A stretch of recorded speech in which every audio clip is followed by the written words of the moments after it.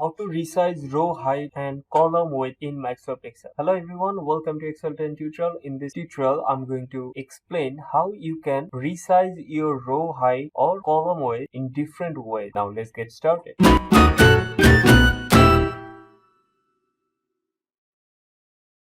Select a column, right click, and you can find column width, and you can change the column width from here. Let's write 10 here and click OK. The column width has been changed. For row, select the row, right click, and you can find row height. Change the row height and click OK. Now there is another way to change the row height and column width is to click on the home tab and click on format here, and you will find row height. You can change it if you select here Autofit Row Height. Let's change the row height, and if I click here and click Autofit Row Height, you can see row height has been autofitted. And again, home format column width, you can change it and you can autofit column width, and all the column is now same size.